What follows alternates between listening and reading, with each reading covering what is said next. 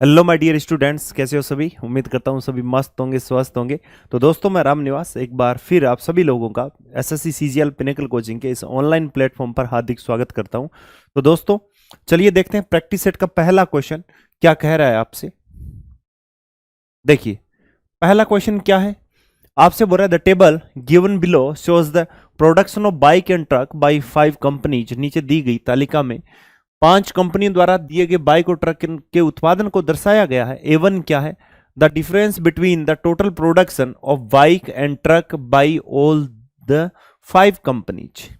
जो A1 है वो क्या है, सभी 5 कंपनियों द्वारा किया गया बाइक और ट्रकों के कुल उत्पादन के बीच का अंतर है। देख लीजिए क्या कह रहा है, सभी 5 कंपनियों द्वारा जो बाइक, पहला जो कॉलम है वो बाइक है, दूसरा ट्रक है और ये कंपनी है DEFGH।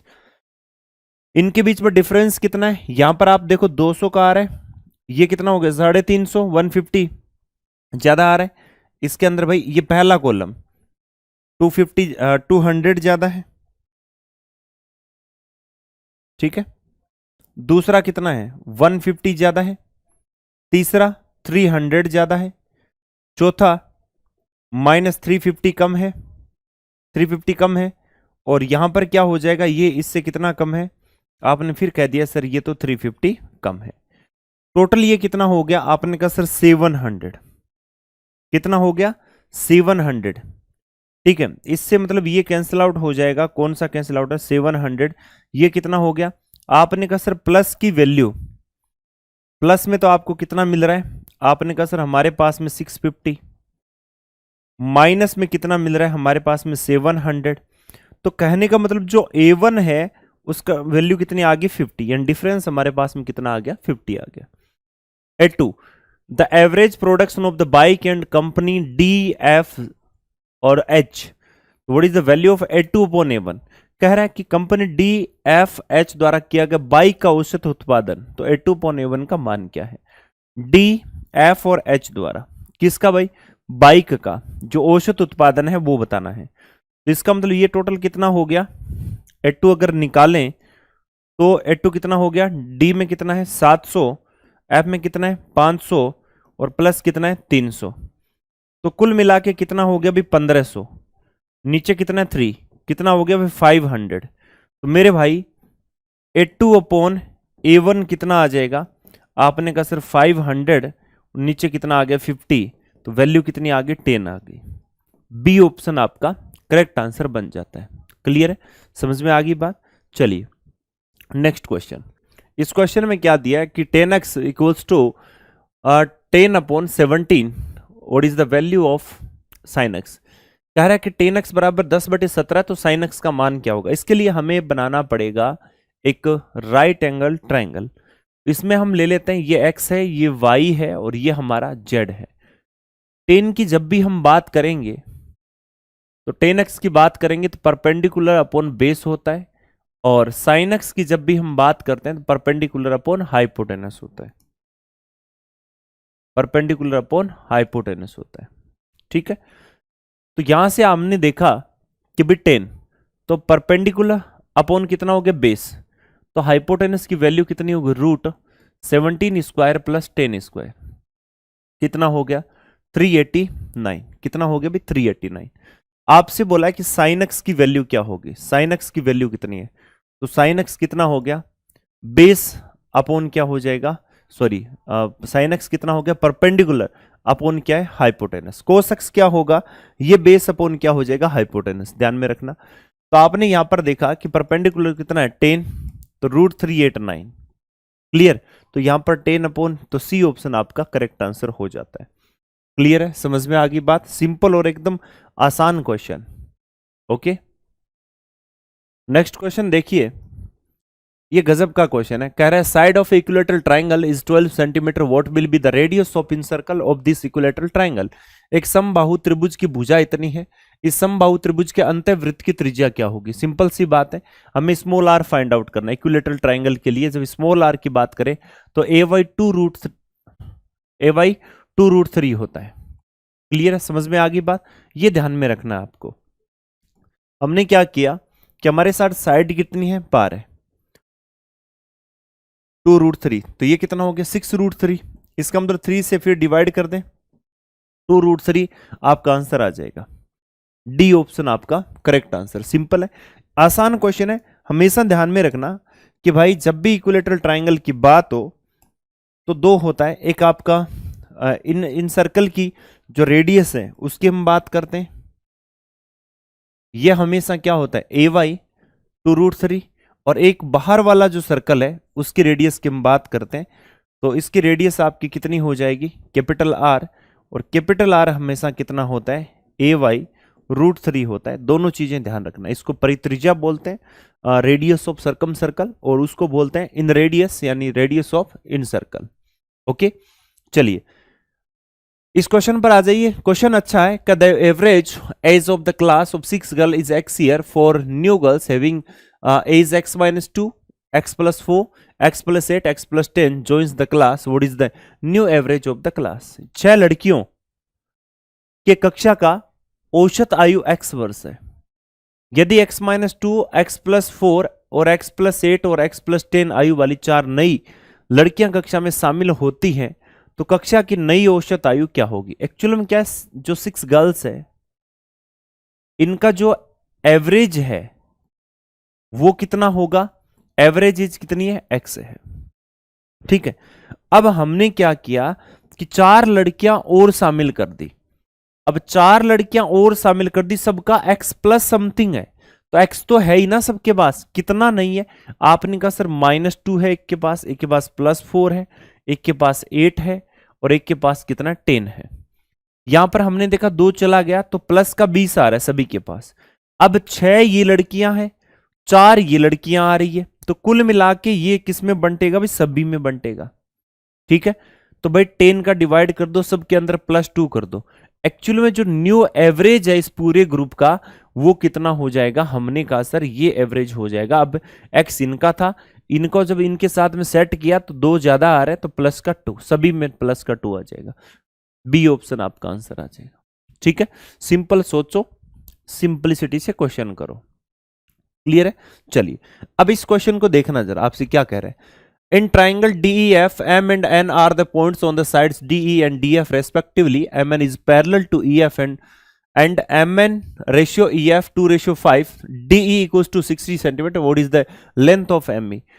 Triangle DEF में, triangle DEF में, अब triangle DEF की बात करें तो ये D है और ये E है और ये यहां पर क्या है F है, और इसमें M और N क्रमशः DE और DF भुजाओं पर बिंदु है। M और N है वो DE और DF इन भुजाओं पर बिंदु है, ये हम मान लेते हैं। कौन से भाई, M और N। ठीक है, MN EF के समानांतर है, जो MN है वो EF की क्या है, पैरेलल है। तो अब सिंपल सी बात है, पैरेलल है तो इनको सेम रेशियो में इंटरसेक्ट करेगा, है ना। तो आपसे बोला है कि MN और EF का रेशियो कितना है, 2:5। तो हमेशा ध्यान में रखना, हम पढ़ते हैं प्रोपोर्शनलिटी थ्योरम पढ़ते हैं तो पढ़ते हैं हम क्या कि DM अपॉन DE और क्या होगा DN upon DF equals to MN upon क्या हो जाएगा EF। ठीक है, यहां से आपने देखा कि इनका रेशियो कितना है MN और EF का, तो आपसे बोला गया 2 कितना है 5 है, और DE कितना है तो DME हमसे पूछा गया है ना।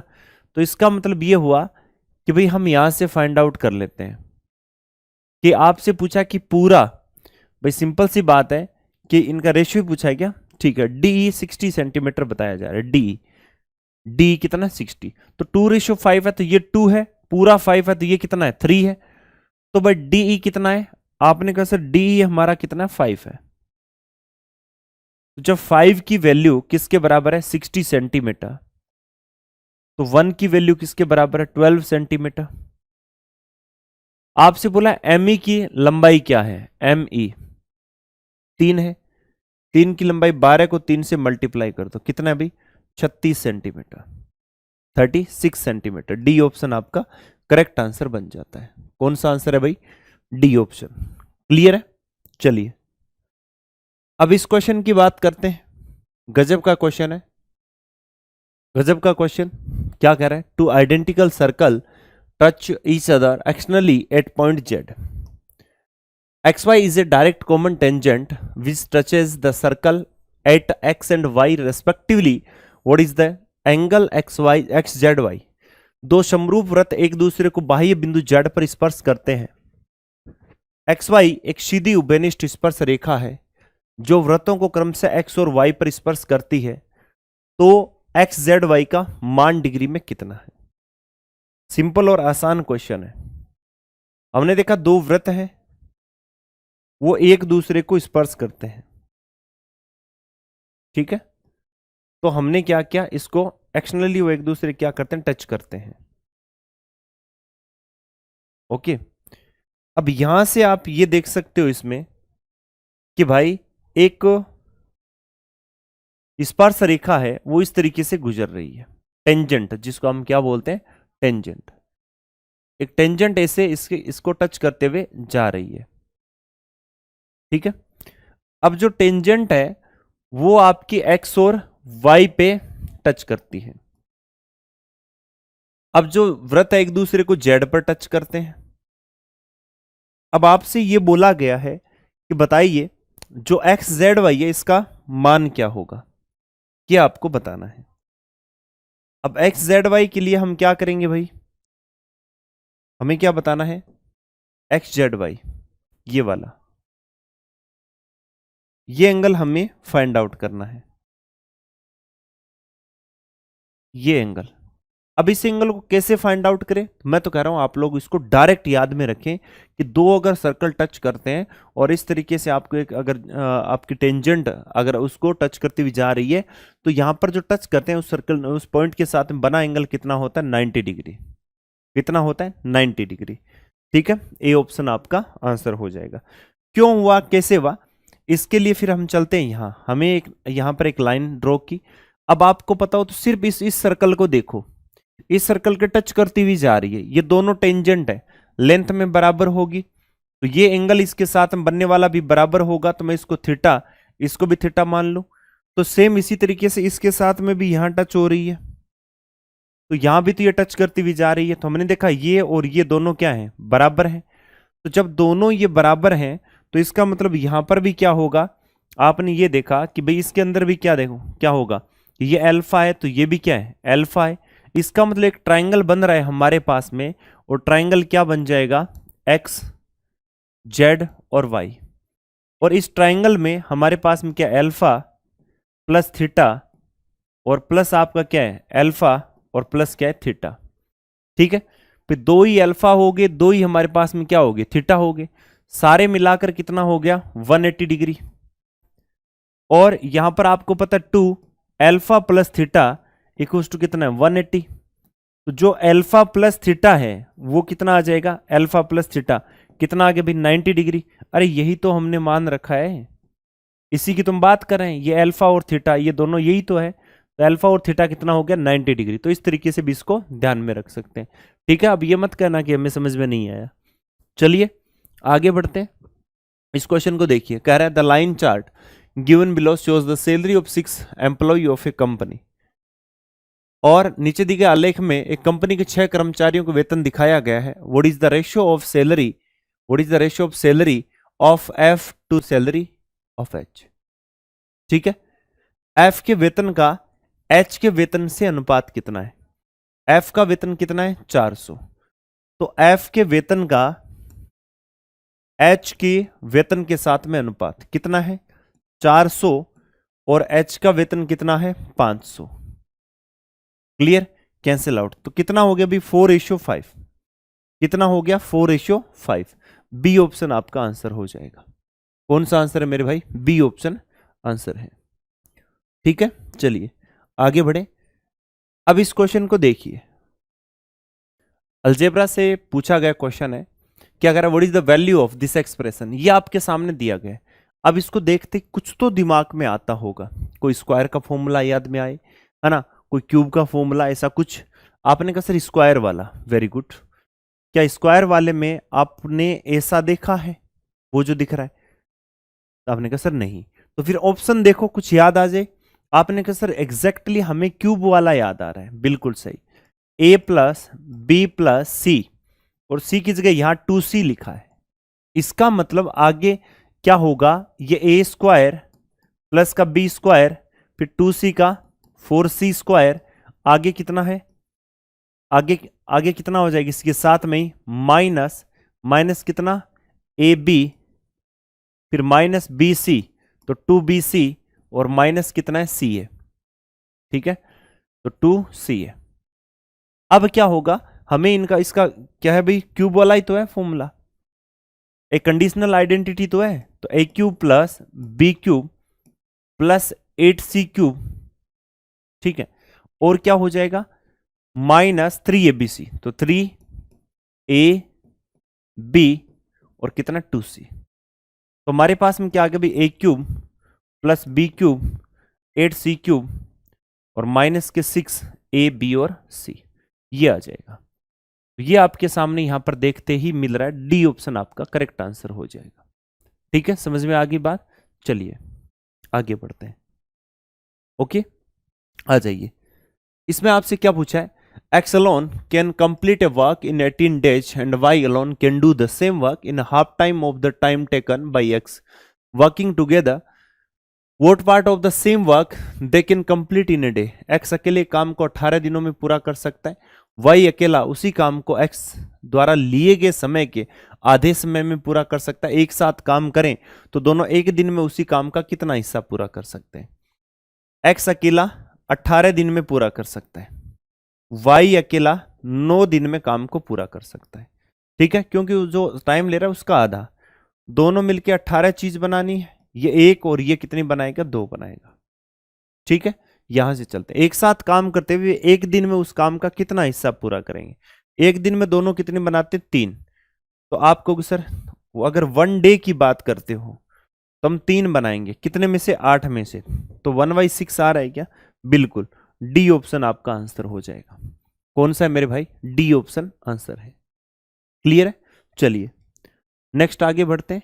अब इस क्वेश्चन को देखिए क्या कह रहा है आपसे, ट्रिग्नोमेट्री से कह रहा है what is the value of this expression. कुछ नहीं करना, 10 और कोट दिख गया ना, 45 डिग्री रख दो, क्या होगा देखा जाएगा।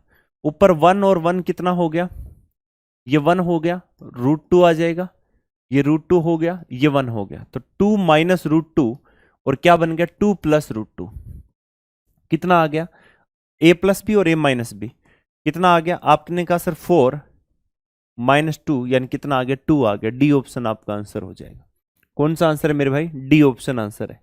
चलिए इस क्वेश्चन को देखिए, आपसे कह रहा है कि the circumference of the 2 circle is 77 centimetre and 154 centimetre respectively, what is the difference between their radius.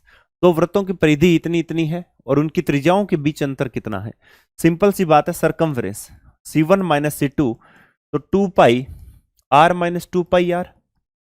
यहां हमने देखा कि भाई C1 माइनस C2 कितना है, 154 माइनस 77 और इक्वल्स टू 2 पाई कॉमन ले लें तो R माइनस R आ जाएगा। तो R माइनस R कितना आ जाएगा, आपने कहा सर ये टोटल कितना हो रहा है, 77 और उसमें 2 इंटू 22 और नीचे कितना है 7।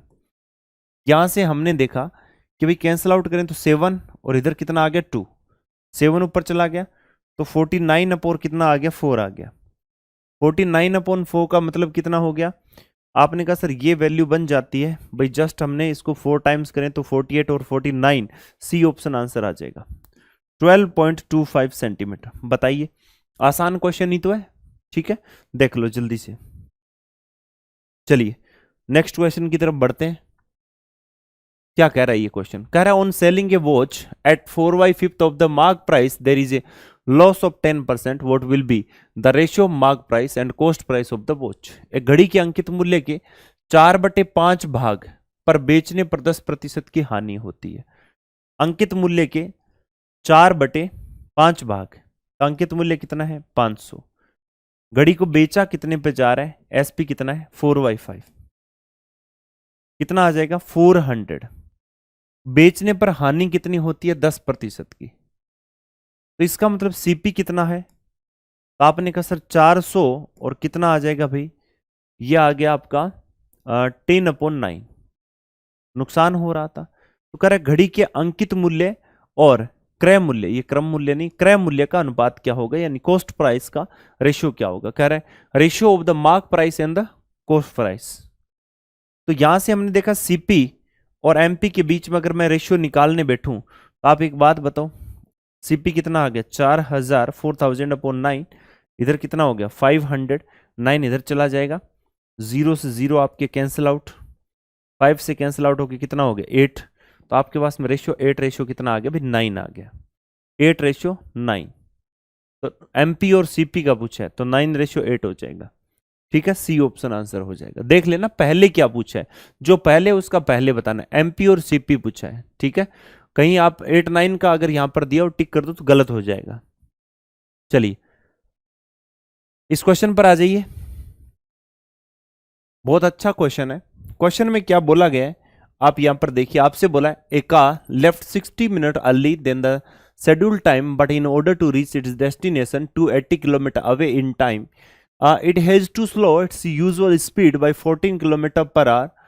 What is the usual speed of the car? एक कार निर्धारित समय से 60 मिनट पहले निकल जाती है लेकिन 280 किलोमीटर प्रति घंटा दूर। अभी घंटा में कब से दूर होने लग गया भाई? तो आपको क्या करना है, यहां से इसको हटा देना है। ध्यान में रखना, जब इंग्लिश हिंदी में अगर ऐसे लगे कुछ गड़बड़ है तो इंग्लिश वाला देखना है, ठीक है। आदत डाल लो क्योंकि पेपर में भी वही स्टैंडर्ड माना जाता है, ध्यान रखना, ठीक है। दूर अपने गंतव्य तक समय पर पहुंचने के लिए उसे अपनी सामान्य चाल को 14 किलोमीटर पर आवर धीमी करनी पड़ेगी, है ना। तो कार की सामान्य चाल या जो नॉर्मल यूजुअल जो स्पीड है वो क्या होगी, ये फाइंड आउट करना है। क्वेश्चन बहुत सिंपल है। क्वेश्चन इस तरीके से समझ लीजिए कि जैसे मुझे 4 बजे चलना था और किसी डिस्टेंस, जैसे मान लो सपोज दैट कि मुझे यहां से चल के जयपुर पहुंचना है और जयपुर पहुंचने के लिए अगर मैं दिल्ली से और जयपुर पहुंचूं तो मुझे जयपुर जाने के लिए एक्चुअली में क्या होता है 4 घंटे लगेंगे, है ना। हुआ क्या कि मौसम खराब हो गया और खराब होने की वजह से मैं क्या हुआ कि एज पर शेड्यूल नहीं चल सका। तो आप एक बात बताओ, मुझे जब मैं यहां से 4 बजे चलूं और मुझे वहां पर पहुंचना, जैसे मान लो मुझे 8 बजे पहुंचना है, तो अगर मैं 1 घंटे लेट हो गया, अगर 5 बजे चलता हूं तो क्या मैं उसी स्पीड से जाऊं 8 बजे पहुंच जाऊंगा? नॉर्मली सोच के देखो, तो आप लेट होते हो तो स्पीड को बढ़ाते हो, समझ रहे हो। आप दूसरे केस में मान लो मुझे वही 8 बजे पहुंचना है तो मैं गलती से 5 बजे, या गलती से मान लो या फ्री हो गया मैं 3 बजे रवाना हो गया, है ना, कि भाई चलो अपने ठीक है गाड़ी स्टार्ट की चल लेते हैं। लेकिन बाद में मुझे ये पता चला कि यार अगर मैं इसी स्पीड से जाऊंगा तो 7 बजे ही पहुंच जाऊंगा, जबकि वो काम तो मेरा 8 बजे है। तो मुझे क्या करना होगा, वहां पर मैं स्पीड को क्या करूंगा, कम, क्योंकि अब मैं टाइम क्या ले रहा हूं, ज्यादा ले रहा हूं। दोनों चीजें आपको पता है, जब डिस्टेंस सेम होती है, distance equals to speed into क्या होता है, टाइम। और जब डिस्टेंस कांस्टेंट हो उस केस में स्पीड और टाइम एक दूसरे क्या होते हैं, उल्टे। क्लियर है। अब इस क्वेश्चन को करना कैसे, वो मैंने 6800 बुक्स में सॉल्यूशन में बढ़िया तरीके से आपको बताया है ना, सारे मेथड आपको बताए, लेकिन फिर भी मैं यहां बता देता हूं। एक्चुअली में आपको करना क्या होता है, जो चाल कम ज्यादा करते हो स्पीड, उसको साइड में लिख लो, टाइम को यहां लिख लो। टाइम जो भी ये स्पीड है वो ये टाइम है 1 घंटा। इसको इनका टेबल लिखते रहो, ये 28, ये 2, 42, ये 3, ये आपका 56, ये 4, ये 70, ये 5। अब आपको कि कब तक, कि जब तक इनका क्रॉस मल्टीप्लाई 280 किलोमीटर जो डिस्टेंस है वो ना आ जाए। यानी डिस्टेंस कितनी है, 280 किलोमीटर। बात समझ में आई या नहीं आई? आपने कहा सर समझ में आ गई। इनका करके देख लिए 280 किलोमीटर आ रहा है, इसका मतलब स्पीड आपको अब कम करनी पड़ रही है। तो कम देखिए 70 से 56 हो रहा है, तो कम तो ये है, ये न्यू है और ये क्या है, ओल्ड। तो कह रहा है पहले वाली स्पीड बताइए 70, बी ऑप्शन, खत्म आंसर। अब बताइए इससे शॉर्ट तो और क्या हो सकता है। ये स्पेशली आप लोगों के लिए मैंने चीजें बता रहा हूं, तो एग्जाम में क्वेश्चन ऐसे करने हैं आपको। अब इस क्वेश्चन को देख लीजिए, कितनी बार नहीं बताया इस क्वेश्चन को, एक ही आंसर होगा। कब, कि जब sine square A plus sine square B एक होता है, कब, जब a plus B equal to कितना बन जाए, 90 डिग्री, तब ऐसा होगा। ठीक है, 21 और 69, 21 एंड 69 दोनों को ऐड करके देख लीजिए, आपका आंसर कितना आएगा, 1 ही आएगा। ठीक है, चलिए अब इस पे आ जाइए। आपसे बोल रहा है कि नीचे दिए गए रेखा आलेख में 7 स्कूलों में लड़कियों का डेटा दिखाया गया है, यानी आपसे कह रहा है कि in the line chart given below shows the number of girls in 7 school. आपसे बोल रहा है कि number of girls in S1 is how much percent less than number of girls in S2। कह रहा है कि S1 में जो लड़कियां हैं वो S2 में लड़कियों की संख्या से कितने प्रतिशत कम है। तो S2 में 1000 है, 1000, इसमें 4 है, 400, 600 कम है। तो आप कहोगे सर ये तो परसेंटेज कमी कितनी है, 600 की, और किससे, 1000 से। इधर कितना कर देंगे भाई, इससे मल्टीप्लाई, 60% कम है। कितना परसेंट, 60% कम है। ए ऑप्शन आपका आंसर हो जाएगा। क्लियर है, समझ में आ गई बात। चलिए आगे चलते हैं। इसमें देखिए जरा क्या कह रहा है आपको। क्वेश्चन में हमें दिया है कि half of a certain sum is lent at 20% rate of interest and 2y fifth of the remaining sum is lent 25% rate of interest. The remaining sum is lent at 10% rate of interest. If the simple interest received on the total sum for 2 years is 360, then what is the sum? कह रहा है कि निश्चित राशि का आधा 20% ब्याज पर उधार दिया जाता है, शेष राशि का 2/5 25% ब्याज पर उधार दिया जाता है और शेष राशि को 10%। तो बताइए कुल राशि पर 2 वर्ष के लिए इतना साधारण ब्याज है, तो वह राशि क्या होगी। सिंपल क्वेश्चन है, देख लीजिए जल्दी से। इसमें आपसे बोला क्या गया है कि निश्चित राशि का, इसका मतलब है आपसे बोला है 1/2, 2/5, ऐसा कुछ आपसे बोला गया है। ठीक है, इसका मतलब हमने क्या किया, जो नीचे वाला जो ये नंबर है ना, इनका हमने एलसीएम लिया और ऐसे मान लिया कि प्रिंसिपल कितना है, 10 है। हमसे बोला है कि भाई इसका हाफ, तो इसका हाफ कितना होता है, 5, और इसको किस रेट से दिया, 20% के हिसाब से। हमने कहा जी 100% ये हो जाएगा। ठीक है, अब रिमेनिंग कितना है, आपने कहा सर रिमेनिंग हमारे पास में कितना बचा था, 5। और अब आपको क्या किया, ये जो 5 है इसका आपको 2/5 करना था। इसका मतलब यहां पर 2 को 25%, इसके हिसाब से कितना हो गया, 50%। क्लियर। तो फिर बचा कितना है, आपने कहा सर 3 को किस हिसाब से, 10% के हिसाब से कितना हो गया भाई, 30%। टोटल कितना हो गया, 180%। कितना हो गया, 180%। ठीक है, अब 180% है, वो टोटल कितना अभी 10 है आपका, टोटल कितना है 10। तो यहां से अगर मैं देखूं तो ओवरऑल कितना आ गया, 180% और नीचे कितना 10, यानी 18%। ठीक है, 18%। तो भाई 18% की वैल्यू कितनी है, आपने कहा सर 2 साल का 360 है, तो ऐसा ही कितना है, आपने कहा सर 2 साल का 360। तो ऐसा ही यहां पर 1 साल का कितना हो गया, 160 रुपए पर ईयर। क्लियर। यहां से हमने क्या किया, ठीक है, अब इसको 180 को बराबर रख दिया। 1% की वैल्यू कितनी आ गई, आपने कहा सर 10 आ गई। तो वो प्रिंसिपल जो अमाउंट है वो कितना आ जाएगा हमारा, 100% होता है, यानी पी की जो वैल्यू। तो टोटल कितना हो गया, 100 मल्टीप्लाई बाई 10 कितना हो जाएगा, 1000, 1000 रुपए।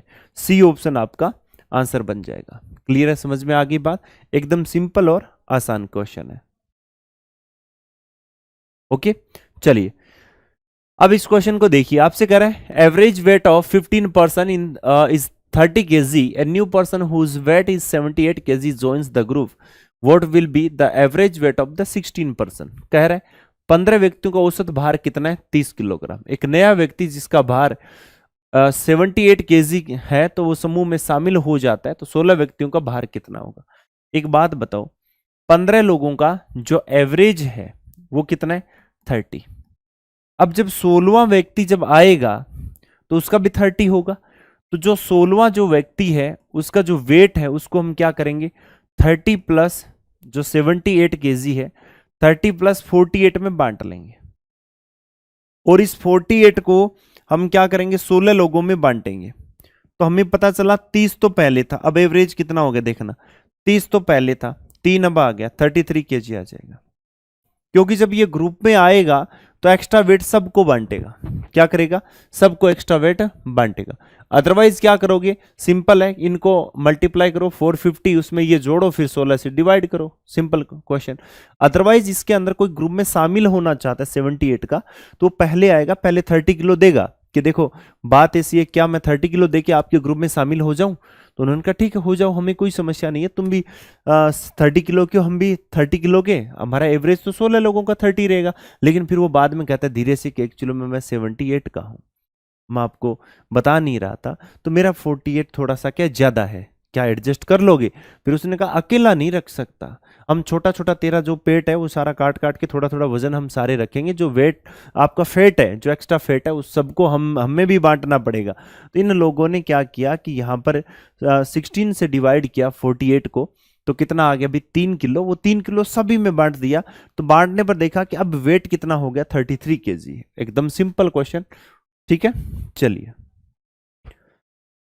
नेक्स्ट क्वेश्चन देखिए, इसमें आपसे क्या कह रहा है कि भाई Ram purchases two watch for 3,500 by selling one watch at a profit of 25% and the other loss of 10%.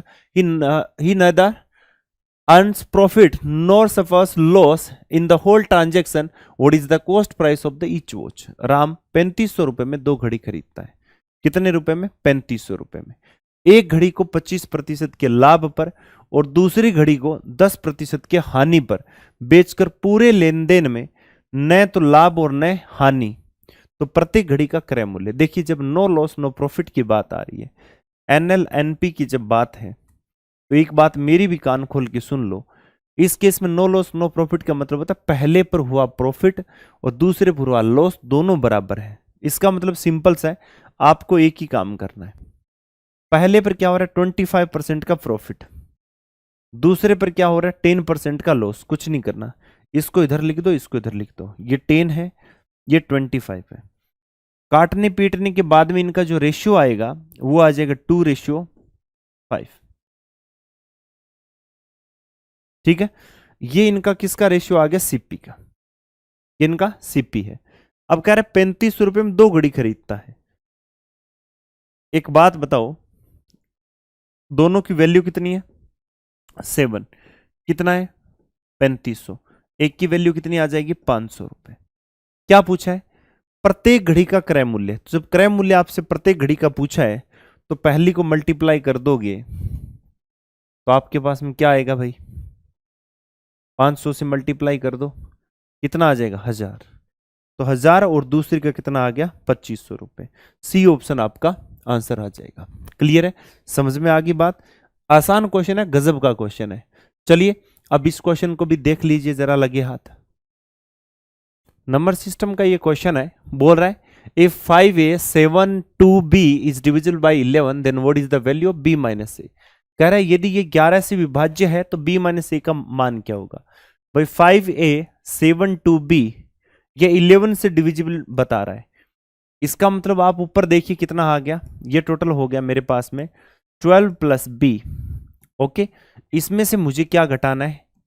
a plus 2 घटाना है। अब एक चीज बताइए जरा कि यहां पर मुझे ये निकालना है b माइनस ए, है ना। इसका मतलब ये 2 इसमें से चला गया, ये 10 बन जाएगा, और इधर कितना हो गया? b माइनस क्या हो गया? a हो गया। अब ये सारा जो अरेंजमेंट है ना, ये 0 या मल्टीपल ऑफ 11 होना चाहिए, 0 या मल्टीपल ऑफ 11 होना चाहिए। अब ये कुछ भी हो, अब यहां पर ये 0 तो हो नहीं सकता, तो यहां पर अगर 1 हो जाए तो कोई दिक्कत नहीं है, कम से कम कितना हो जाए? 1 हो जाए। सी ऑप्शन आपका आंसर आ जाएगा। ठीक है, सी ऑप्शन आपका आंसर है। चलिए इस क्वेश्चन पर आ जाइए। कह रहा है कि the following bar graph shows the sales of the books from 3 branches of a company in 3 consecutive years 18, 19 and 20। What is the ratio of the total sales of branch A for the year 18 to the total sales of branch C for the year 2020। कह रहा है 3 शाखाओं द्वारा 3 क्रमागत वर्षों 18, 19 और 20 में पुस्तकों की बिक्री हजारों में, the sales of the books in the 1000 को दर्शाया गया है। 2018 में शाखा ए की कुल बिक्री और 2020 में शाखा सी की कुल बिक्री का अनुपात क्या है? 2018 में शाखा ए की तो शाखा एक ब्रांच ए की 2018 2018, तो 18 पहले वाला है, ये 18 है। तो ब्रांच ए की 2018 में कितनी थी भाई? 14। और फिर कह रहा है कि ब्रांच सी की कब? 2020 में। तो 20 मतलब ये लास्ट वाला सी कितना भाई? 70। इसका मतलब 14 से कैंसिल आउट करें तो 1 रेशियो कितना आ जाएगा? 5। तो 1 रेशियो 5 यानी डी ऑप्शन आपका करेक्ट आंसर हो जाता है। एकदम आसान आसान क्वेश्चन है, इजीली कोई भी बच्चा कर सकता है इसको। तो चलिए अब इसी क्वेश्चन को देख लीजिए। आपसे सिंपल एकदम दिया गया, पूछा पी आर एस क्या होगा, यानी पी रेशियो क्यू कितना है? 2:3। क्यू रेशियो आर कितना है? 4:5। और आर रेशियो एस कितना है? 2:1। हमें क्या चाहिए? पी क्यू आर और S, P Q R S. तो पी आर एस चाहिए, कोई दिक्कत नहीं है, हमें तो आता है। कैसे? आपको पता है 4 और 4 कितना हो गया? 16 है, यानी 16। आर निकालना है तो कितना है भाई? टोटल कितना हो गया? 30। और एस निकालना है तो कितना हो गया? 15। 3 से कैंसिल आउट नहीं हो रहा, कोई दिक्कत नहीं है, ये आपका आंसर हो जाएगा बी ऑप्शन। ठीक है, और इनके लिए बढ़िया डिटेल में आपको बताया हुआ है। आप डिटेल कोर्स यानी मैथ्स का जो 6800 का सॉल्यूशन कोर्स है, वहां जाके जब आप पढ़ोगे तब आपको पता चलेगा कि कैसे देखते हुए आंसर निकालना है, कैसे टिक करना है। चलिए अब इस क्वेश्चन पे आ जाइए जरा। कह रहा है कि भाई k plus 1/k, k plus 1/k plus 2 है तो उस साइड जाके -2। ये -2 कब होगा? जब हम इस केस में अगर ऐसा दिया गया हो तो k की वैल्यू क्या ले लेते हैं? -1। अब इसको यहां रख देंगे। यहां पर आपने देखा k⁻17 प्लस 1/k⁻11, तो आपने देखा -1 की पावर अगर ओड है, माइनस की पावर अगर ओड है तो हमेशा माइनस आता है। तो भाई -1 और -1 कितना आ जाएगा? -2 और खत्म। बी ऑप्शन आपका आंसर हो जाएगा। क्लियर है? चलिए नेक्स्ट क्वेश्चन की बात कर लेते हैं। अब देखिए इस क्वेश्चन में आपको क्या दिया है। आपसे बोला है angle subtended bye A chord AB on the circumference of a circle is 90 degree if the length of the chord is AB is 16, then what will be the radius of the circle? किसी वृत्त की परिधि पर एक जीवा AB द्वारा अंतरित कोण 90 डिग्री है। जीवा 90 डिग्री पर वही बनाती है एंगल 90 डिग्री अगर सरकमफेरेंस पर जो सेंटर से होके गुजरती है। इसका मतलब मेरे भाई वो हमेशा क्या बन जाती है? डायमीटर बन जाती है। तो AB की लंबाई 16 है, ठीक है, ये AB की लंबाई कितनी है? 16। तो इसका मतलब 8 इधर रहेगा, 8 इधर रहेगा, ये रेडियस है, बस बात खत्म। तो रेडियस कितनी है? 8 सेंटीमीटर। तो वृत्त की रेडियस क्या होगी? ठीक है, चलिए आगे चलते हैं। अब इसको जरा सोल्व कीजिए। क्या कह रहा है? एकदम सिंपल है, कह रहा है what is the value of this expression. ये क्या दिया? 1/2 प्लस 3/4 मल्टीप्लाई बाई 4/1 प्लस 3/4 और कितना दिया भाई? मल्टीप्लाई 2/1 और प्लस 1/4। तो यहां पर वैसे मल्टीप्लाई है नहीं, डिवाइड वाला ही है, तो जो कैंसिल आउट है तो उनको कैंसिल आउट कर दो पहले। यहां से हमने देखा ये कितना हो गया? 1/2 प्लस 3, तो ये कितना? 6। तो 7/2, अच्छा नीचे भी है ना, तो नीचे वालों को भी सोल्व कर लेते हैं। वो कितना है? आपने देखा 3/4 multiply by 1/4 multiply by 2/1 minus 1/2 multiply by 4/3 और मल्टीप्लाई बाई 1/4। यहां से कैंसिल आउट कर देते हैं, तो ये कितना हो गया? 2 और 4 से 4। ऊपर हमारे पास में यहां जो वैल्यू आएगी वो कितनी आ गई? 1/2 और 3, तो 6 और 7/2 प्लस 3/2 और प्लस 1/4। इधर कितना आ जाएगा भाई? नीचे 3/8 माइनस 1/6 आ जाएगा। ठीक है, इसको सोल्व कर लेते हैं। आपने देखा कि जब इसको सोल्व करेंगे तो हमारे पास में भाई ऊपर तो कितना आ गया? 4 और इधर कितना हो गया? 14 प्लस 6 प्लस का 1 और नीचे कितना आ जाएगा? इधर कितना आ गया भाई? 24। तो 9 माइनस 4। यहां से आप चाहो तो कैंसिल आउट कर सकते हो। ये कितना आ जाएगा भाई? 6 आ जाएगा। ऊपर कितना हो गया? आपने कहा 20 और 1 21, नीचे कितना हो गया, ऊपर क्या चला जाएगा 6 और नीचे क्या रहा 5 रहा, ये आ गया 6 126 और नीचे कितना 5, 126/5 यानी ए ऑप्शन आपका करेक्ट आंसर हो जाएगा। तो नॉर्मल सिंप्लीफिकेशन का क्वेश्चन है, ठीक है। चलिए नेक्स्ट क्वेश्चन पर आ जाइए। देखिए इस क्वेश्चन में आपको क्या दिया है। क्वेश्चन में हमें बोला है out of two numbers 20% of the smaller number is equal to the 14% of the larger number. If the sum of the both numbers is 8942, then what is the value of the larger number? दो संख्याओं में से छोटी संख्या का 20% बड़ी संख्या के 14% के बराबर है, तो दोनों संख्याओं का योग इतना है, तो बड़ी संख्या का मान क्या हो। छोटी संख्या यानी स्मॉलर नंबर है, उसका 20% किसके बराबर है, लार्जर नंबर के 14% के बराबर है। Clear, cancel out. यहां से हमने देखा ये 10 है और ये कितना है आपका 7 है, तो स्मॉलर अपॉन लार्जर रेशियो कितना आ गया 7/10 आ गया। दोनों का सम कितना है 17 की वैल्यू कितनी है, तो 8942। 1 की वैल्यू कितनी होगी 8942, नीचे कितना होगा 17, ठीक है। तो 17 से कैंसिल आउट करो, 5 कितना हो गया 85, फिर आगे 44, ठीक है, 2 34 यानी 102, फिर कितना आ गया 6। तो आपसे बोला गया है कि तो बताइए सबसे बड़ी संख्या, तो लार्जर नंबर, तो इसको मल्टीप्लाई कर दिया 526 मल्टीप्लाई बाय 10 कितना आ जाएगा भाई, यहां से आ गया ये वाला बी ऑप्शन करेक्ट आंसर, ठीक है। एकदम सिंपल और आसान क्वेश्चन। तो मेरे भाई 25 क्वेश्चन यानी हमने इस सेट के कंप्लीट कर लिए हैं, और आई होप आपने एंजॉय किया होगा और पता चला होगा एग्जाम में कैसे क्वेश्चन आते हैं, हमें कैसे करने, मिनिमम कैलकुलेशन करनी है, हमें मैक्सिमम मार्क्स स्कोर करने, और आपको इसी स्ट्रेटेजी पे काम करना है। तो रेगुलर प्रैक्टिस करते रहिए, धूम मचाते रहिए। मिलते हैं नेक्स्ट सेट में, तब तक के लिए धन्यवाद। Thank you so much, wish you all the best.